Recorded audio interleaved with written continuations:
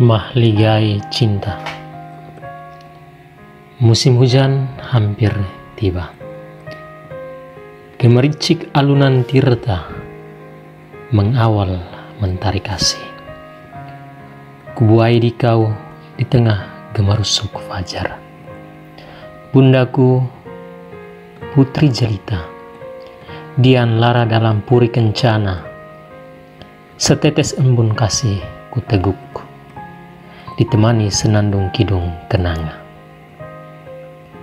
Bunda, telah ku jauh melangkah, mencari para sujana iman, pengepul kasih suci, pengais cinta yang tercecer, di tengah desiran ombak yang riuh bersahutan. Hari ini ku datang lagi Bunda, dikawal semilir bayu senja, bersua dalam simfoni sendu, kau kekasih jiwa, pramusiwi pujaanku. Setangkai mawar mekar mewangi, harum mempesona jiwa, kau kekasih sukmaku. Jingga kelabu menari ria di ufuk senja, di pojok cakrawalanan sahaja, terukir indah namamu dalam kalbu. Rahim lembutmu rumahku, sebelum kusua keremangan malam. Hatimu cintaku pertama, sebelum kujumpai ganasnya zaman. Kulihat seberkas cahaya kasih terpantul indah dalam senyummu. Walau tersembunyi 1001 balada sendu, kau tak mau kami bersusah hati.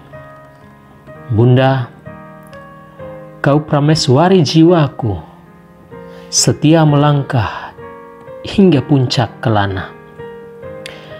Di kau denyut nadiku dan degup jantungku. Kau menuntunku merebut mahligai cinta suci, mahkota iman dalam kalbu dari gejolak hasrat fana. Pelupuk matamu menyorotkan sejuta sendu, lantas dari mulutmu kau berkata, aku baik-baik saja. Bunda, pusaka jiwaku yang terkenang selalu dalam kalbu. Semarak jelitamu takkan lekang oleh sepakan waktu. Senyum manismu takkan redup dihempas badai zaman, dan kasihmu takkan termakan oleh ngengat fana. Bunda, kau bentara sukma, berias kusuma lara, jelita hati permata jiwa, hapuslah syair sendu ini.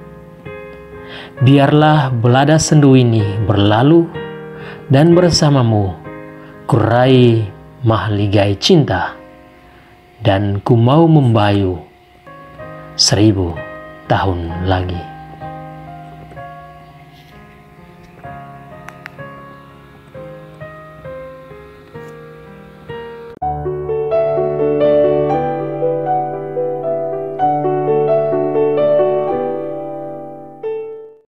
Saudara-saudara yang terkasih di dalam Kristus, marilah kita mendengarkan bacaan Injil hari.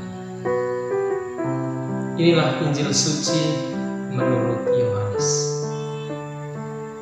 Dan dekat salib Yesus berdiri ibunya dan saudara ibunya, Maria istri Kleopas dan Maria Magdalena. Ketika Yesus melihat ibunya dan murid yang dikasihinya di sampingnya, berkatalah ia kepada ibunya, "Ibu, inilah anakmu." Kemudian katanya kepada murid-muridnya, "Inilah ibumu."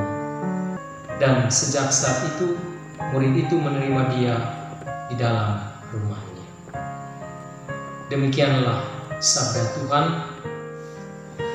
Para sahabat Verbum Domini yang terkasih di dalam Kristus, selamat datang di Verbum Domini edisi hari Rabu 15 September tahun 2021. Saya membuka renungan ini dengan membacakan sebuah puisi yang mengisahkan tentang relasi seorang anak dengan ibunya. Mengapa saya memulainya dengan puisi? Karena pada hari ini Gereja Katolik sejagat merenungkan satu misteri iman, yakni Maria berduka cita. Maria adalah ibu kita, contoh dan teladan kita dalam mengikuti Yesus. Dan dalam kalenderium Gereja Katolik hari ini, kita semua diundang untuk merenungkan kisah tentang duka cita Maria. Dan ada dua bacaan Injil yang disodorkan kepada kita, yakni dari Injil Yohanes bab 19 ayat 25 sampai dengan 27, dan yang kedua dari Injil Lukas bab 2 ayat 33 sampai 35. Saudara-saudara yang terkasih dalam Kristus, kedua bacaan ini memiliki kaitan erat, baik yang dari Injil Yohanes maupun yang dari Injil Lukas. Mengapa keduanya berkaitan erat? Karena sama-sama mengisahkan tentang Maria yang berduka cita. Di dalam Injil Lukas, Maria diramalkan akan menanggung pedang penderitaan, di mana sebilah pedang akan menusuk jiwanya. Dan di dalam bacaan Injil Yohanes yang telah dibacakan, itu mengisahkan tentang nubuatan ramalan Simeon yang terpenuhi ketika ia menyaksikan Yesus Kristus wafat di atas kayu salib. Ada 3 poin penting yang saya garis bawahi di dalam bacaan Injil hari ini. Yang pertama, kita dipanggil untuk memeluk penderitaan. Yang kedua, kita dipanggil untuk berdamai dengan tantangan dan rintangan. Dan yang ketiga, kita dipanggil untuk kuat dan tidak menjadi orang beriman yang mencengeng. Dari ketiga hal ini, yang saya mau garis bawahi adalah bagaimana kita menyikapi setiap peristiwa yang kita hadapi dalam hidup. Maria sebagai figur iman yang kita renungkan hari ini mengajarkan kepada kita bagaimana kita memeluk pengorbanan dan memeluk penderitaan dalam hidup kita. Penderitaan ada bukan untuk dihindari, tapi penderitaan ada untuk kita belajar menerima setiap tantangan dan kesulitan untuk mendewasakan kita menjadi orang-orang yang kuat dan tangguh. Saudara-saudara yang terkasih dalam Kristus, ketika kita tidak kuat di dalam tantangan dan kesulitan, kita akan mencari kesenangan-kesenangan lain. Kita akan mencari hal-hal yang bersifat menyenangkan raga kita, dan kita melalaikan bagaimana tugas dan tanggung jawab kita untuk memeluk pengorbanan-pengorbanan yang kita hadapi. Tuhan tidak pernah menjanjikan langit selamanya biru, dan juga Tuhan tidak pernah menjanjikan laut selamanya teduh. Ada saat di mana mendung, ada saat di mana taufan, dan semua itu mengajarkan manusia untuk tetap kuat tangguh di dalam beriman. Saudara-saudara yang terkasih, ketidaksabaran kita mengakibatkan kita jatuh ke dalam kecelakaan-kecelakaan. Karena apa? Kita tidak siap untuk memeluk pengorbanan, kita tidak sabar untuk menjawab tantangan-tantangan yang kita hadapi dalam hidup kita. Kerap kali saya melihat di jalanan-jalanan banyak pengendara motor yang berusaha untuk menyalip, melewati mobil-mobil lain karena ia tidak sabar. Kenapa dia tidak sabar? Dia ingin apa yang dia inginkan, dia cita-citakan segera terwujud. Sementara di dalam hidup kita segalanya butuh proses. Apakah kita dipanggil untuk menjadi manusia yang instan? Kita dipanggil untuk hidup di dalam proses, dan semua ketantangan-tantangan yang ada harus kita terima dengan lapang dada. Kita hidup di zaman di mana segalanya serba instan. Kita ingin agar segala sesuatu cepat saja. Ketika berada dalam kelas, kita ingin cepat-cepat meninggalkan kelas. Ketika berada dalam gereja, kita juga ingin cepat-cepat meninggalkan gereja dan pergi melakukan hal-hal yang menyenangkan hati dan pribadi kita masing-masing. Kita semua diundang untuk memberikan diri, mengorbankan diri untuk orang lain, mendengarkan sesama di dalam kebersamaan, baik di dalam kelas maupun di gereja.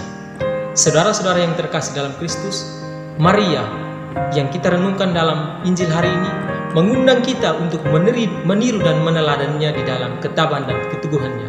Ia sabar, menderita, dan memeluk semua pengorbanan-pengorbanan karena ia yakin dan percaya bahwa di balik semuanya itu ada rahmat yang besar.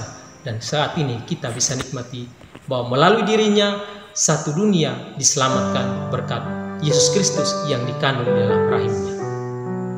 Bersama dengan Gereja Sejagat dan Injil yang kita renungkan hari ini, kita diundang untuk belajar dari figur Maria. Ia adalah pribadi yang lemah lembut, rendah hati, dan terbuka kepada sapaan sabda. Sebagai orang beriman, kita dipanggil untuk tetap kuat, tangguh dalam situasi penderitaan yang kita hadapi. Setiap persoalan, setiap kesulitan yang datang kepada kita, hendaknya kita selesaikan, karena setiap masalah yang kita jumpai selalu ada solusi, meskipun solusi itu datang kemudian. Tapi kita tetap yakin dan percaya bahwa di balik semua masalah dan penderitaan yang kita alami, Tuhan membukakan jalan, sebab bagi Tuhan segalanya menjadi nyata. Semoga Tuhan